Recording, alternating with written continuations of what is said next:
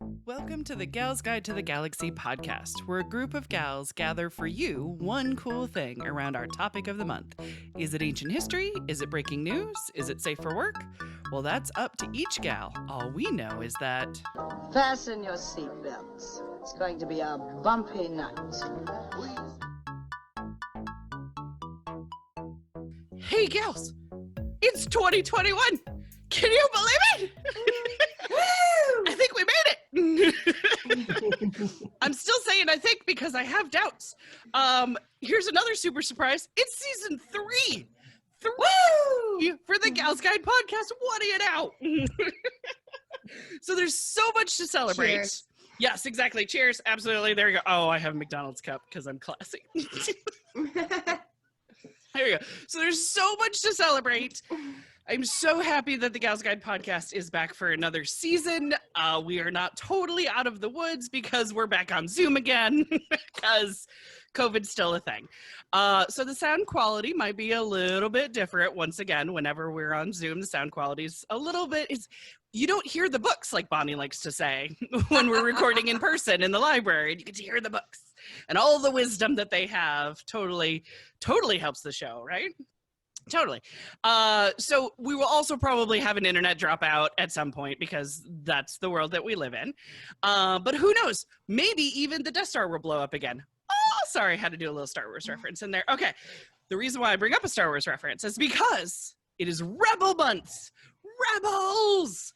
So this month we are going to shine a spotlight on women who have either raised a protest sign high, they were executed for their beliefs, or did something even more rebellious. Wore pants. Oh, the humanity.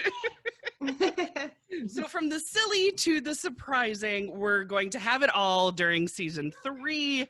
So I figured we would get it started with my favorite band of galactic rebels on this side of the galaxy, and let me introduce them to you. First up, she is a visual artist. She has painted protest signs and dissent collars that RBG wears. It's Bonnie Fillenwarth. Yay! Hello. So, Bonnie, reintroduce your gifted self to the good people who are listening here at the start of season 3. Oh. Well, I do paintings of women throughout history, and I do have several rebellious women and women's march pieces and all that kind of good stuff. Yeah, you do. I love it. Well, next up, she's a baker, and she's our book club beauty, and she's a goddamn cheetah. She knows what I'm talking about. It's Katie Harris. Yay, Katie! Remind the good people of what you do and how awesome you are, and probably why you're a cheetah. Oh. Well, that's perfect because I wanted to talk most about how excited I am to start book club for Gals Guide. Yes, in January. And we will be reading Untamed by Glennon Doyle. Mm-hmm. And within the first chapter, you'll understand why we are all goddamn cheetahs. Exactly. Untamed cheetahs. Right. I cannot wait for all of us to get together over Zoom for our first month of meeting. Because COVID, yeah. COVID. So we can just share our thoughts on this book, what it inspires us to do. We're starting a new year, a better year. Yes. I think I'm supposed to whisper that. A better year. Yeah, you don't want to. It's going to be a better year. Have it be cursed. Yes, exactly. Knock on wood, all the fingers crossed. Yes, all of the things. Yeah. Yes. So I'm busy getting prepped, and everybody will be getting info and emails. And by the time all of this airs, we'll all be well into Untamed by Glennon Doyle. Yes. I'm already halfway there. Nice. And are you digging it? I am digging it. I have notes and everything because some of the vignettes are very short, and I'm like, I'm going to forget this by the time we get together. Yeah. It's a lot of info. Exactly. Even stuff that I want to digest later. It's like, okay, note to self, totally hit this later. Or, in discussion group.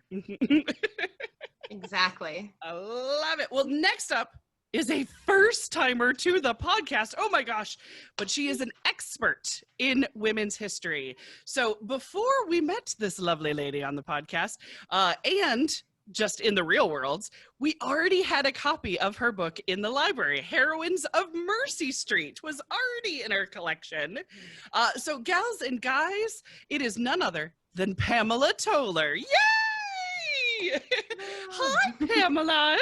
Tell the good people in listener land all about yourself. Well, first, while I'm pleased to be a cheetah, in fact, I have to say that I'm actually a tiger and have been since earliest childhood, because my parents said I was the only baby they'd ever met who growled. Ooh, nice. So I have always been a tiger. Nice. I'm a kick-ass cook. I never met a dance I didn't like, but obviously for purposes of this group, what I am is a historian. Yes. I've got that PhD, but I abandoned the academic world really early. And I write books that are aimed at history nerds. Young and old. Yes. It's non-academic writing. My most recent book, which I hadn't sent you all because I thought I was going to get to bring it in person. I know, So right? It's now going to just go in the mail because who knows when we'll actually still be able to travel. But my most recent book is named Women Warriors, An Yes. Unexpected History. Which I've been so excited to digest, by the way. Yes. Good. It's a global history of women who actually fought. Warrior is not a metaphor here, beginning from the second millennium BCE through mid-20th century. Nice. I also write little short bits from history in my blog, History on the Margins, where it's small history stories, book recommendations, odd tidbits. I hope to see some of you all there. Yes. And I'm just so pleased to be here because, you know, if you put half the population back in history, Right? you get a really different story. You do. A very interesting story, too. And I realize I'm preaching to the choir here, Right, but, right, you but know, still. you just got to keep saying it. Absolutely. Tell the people. Preach. Yeah. I love it. Yay! Well, as for me, I am Dr. Leah Leach. I am an honorary doctorate, so it doesn't really count. I am the executive director of Gal's Guide. And last year, I already talked about the gal that's in the picture behind me. No, not Wonder Woman. I talked about her too. Carrie Fisher is, of course, my favorite rebel. So I'm done. I'm out. I'm not going to do what I'm just kidding. Okay. I knew I wouldn't be able to get away with like not doing favorite. But I love rebels. I could actually talk about rebels all the time. I love militant, mythological. Doesn't matter. I absolutely love them. I love to see somebody who's pushing against humanity, pushing humanity forward. That's the word I'm looking for, into a more inclusive culture. So I love rebels. And some people find change scary, but I do not. So I welcome it with open arms, but in this case, 6 feet away and on a Zoom call. Because that's the new rebellion. But I love it. So let's get our glorious rebellion underway. Who wants to share their gal first? Well, I always want to go first. Go first. See, 2021 should be no different, Bonnie. Do it. I love it. Oh, goodness. My lady is Chinese, so I'm going to try my best with pronunciations. But Okay, I believe in you. Not my strong suit. My lady is Qiu Jin, is I believe how her name is spelled. Gotcha. She has like several other names, Right. but it's spelled Qiu Jin. Oh, okay. Gotcha. So, yeah. There you go. You're like, here's the spelling. So, Yeah, because I was like, if I type that in, that is not the letters I would come up with. Right. Yeah. She came from an educated family. She was taught to read and write. Her mother came from a family of writers, and her father worked for like the government. So they were pretty like well off and valued at least their daughter having an education. Nice and rare. She began writing poetry at age 13. at age either 19 or 21, I kept hearing both, she was put into an arranged marriage with a man that she was not happy to be married to. They ended up having 2 children, and a few years into their marriage, they moved to Beijing. In 1903. Okay, gotcha. Let's see here. I have general history notes. There's There's some some kind of 1903 at the time. the Dowager Empress, and I was like, oh, that's a lady. I remember I was doing listening to a podcast about her recently. Oh, nice. But this is all the time with the Dowager Empress and the Boxer Uprising and the 100-day reforms. There's like a whole lot going on in China at this time. But like they had Russia and France and Germany wanted like repayments of their war loans back. Like, nuts. But in Beijing, she met other women interested in reform. She unbound her feet and learned martial arts. What? Did she also wear pants at the same time? My lady did all 3 of those things you talked about in the intro. Yes! I was like, is she talking about my lady? Trifecta. I love it. So a woman told her about a school for women in Japan. She sold all of her jewelry and left her husband and kids and was just like, bye. Oh, look at that. I'm going to get me some education. Yeah. So she's written, like, throughout her life, we have her poetry. And for that one, like, on the boat, I'm guessing, or somewhere near then, she wrote, sun and moon have no light left. Earth is dark. Our woman's world is sunk so deep, who can help us? Jewelry sold to pay this trip across the seas. Cut off from my family, I leave my native land. Unbinding my feet, I clean out 1,000 years of poison. With a heated heart, arouse all women's spirits. Alas, this delicate kerchief here is half stained with blood and half with tears. Oh my gosh. Nice. Deep. Amber liked it, apparently. I was going to say, the dogs agree. But she went to the school in Japan was called the Practical Women's School. Okay. Women usually went there for about 2 years. The school's goal was to create model mothers and citizens. They had to learn Japanese because the school was taught in Japanese. It's in Japan. They were trained in physical education, which was not common for back then. They learned moral virtues and domestic skills, which doesn't really sound like all that much of a crazy rebellious school. But back when like women are not being educated at all, right, especially not with physical education classes in the time of like corsets. Yeah, true. Interesting. So on the side there in Japan, she also learned bomb making and marksmanship. Oh, that is very handy when you want to start a rebellion. She returned to China in 1905 and frequently dressed in Western men's clothing. That means pants. Yeah. She joined an underground society whose mission was to overthrow the Qing dynasty. Okay.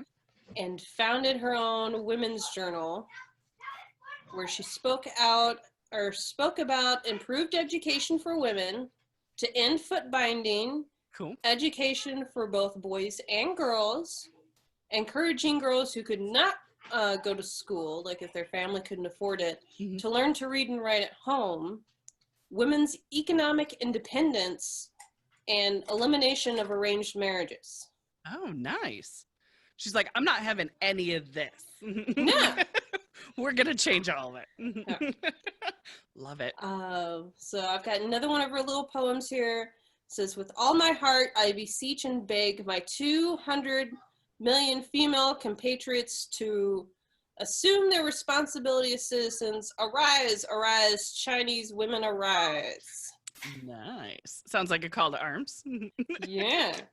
but she taught out and founded girls' schools. There was some kind of incident with her, with that organization and her cousin. Okay. But with a plot to overthrow the government. Ah.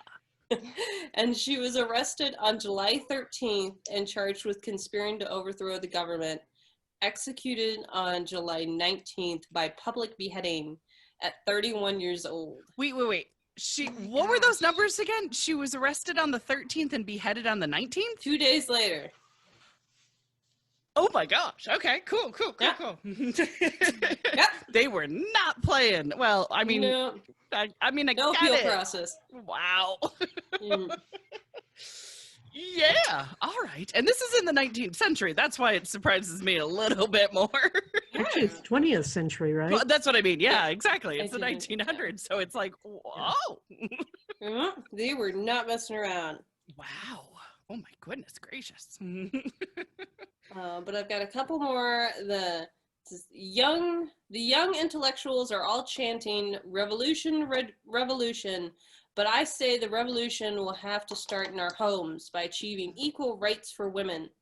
And then there's a poem, like the first line of it says, "Don't tell me women are not the stuff of heroes." Oh, Oh.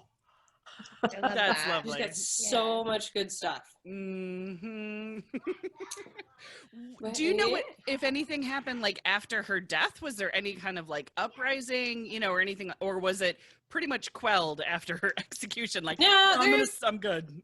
there was like a lot going on then, and I'm not really Fair. sure if that is like a one particular thing. I think there were many incidents going on. Gotcha. But there's some kind of big rebellion like within like 2 years or so of her death. There Gotcha. was something. If nothing like- else, she was planting seeds for future generations. Yeah. And there's they've turned her old home in China into like a museum Cool. or something like that you can go to visit. They also she's got a tomb you can visit, and there's statues like everywhere. Right. Gotcha. So they haven't forgotten about her. Yay!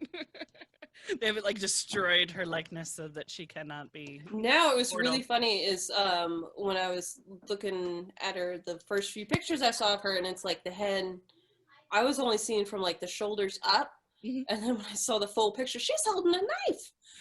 Oh, She's got like a picture of the knife. I found a picture of her wearing the pants. But it's just like, she's kind of in traditional like kind of robe stuff, but then she's got like a knife just sideways in front of her. It's like, oh my gosh. she wasn't playing. No. It's kind of like there's a lot of illustrations of Harriet Tubman with her giant rifle. Mhm. Yet somehow those don't make it into the kids' history books as much. But the the Yeah. boob out for anybody's okay. Well, that's right. Exactly. Yes. Mm. Oh man. But I'm like, from what I was kind of reading, Harriet Tubman was, once she had freed herself, she was never without a rifle. She meant business. Well, she was a little tiny one, so it's like the rifle was as big as she was.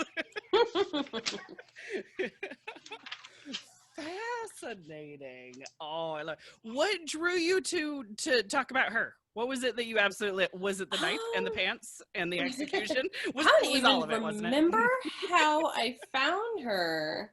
I've I never know I heard of didn't want to her, do yeah. like a suffrage woman. Gotcha.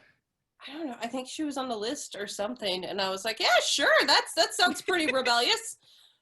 There you go. Tick tick tick. I really wanted to find just like a book that has all of her poems, and I couldn't find any, Yeah. at least for digital checkout with the local library. Gotcha. From what my understanding is, her poems are like very simple and were like easily translated, Gotcha. but I haven't found them all yet. Interesting. Yeah, if we find one, we should definitely get one for the library because that would be Yes. fantastic. I will say that our poetry section needs some love. I was starting to look through it for, believe it or not, upcoming Valentine's Day because, this year's going to move faster than we need it to. And I was like, wow, we do not have much poetry. Something to remedy. Do you ladies have any questions for Bonnie? Bum, bum, bum, bum, bum. Yeah. That was awesome. Yeah, that's fascinating. I'd never, so Humble agrees. I'm going to be going down the rabbit hole later. I know, right? Yes. That's the part that's fun. It's like, oh, more research to be done. I love it, girl. Good job. Okay, well, I started us, so I should close us up for this episode. Are you ready? Yeah. Well, that wraps it up for us this week. Join us next week as our next gal pal shares her one cool rebel gal as the Gals Guide podcast continues. Thanks for listening. Yeah. I don't know why I'm so thumbs up today. For show notes, links, and images from this week's show, visit galsguide.org. Want exclusive stuff like deleted bits and major bloopers? Become a Gals Guide patron today. Thanks for listening.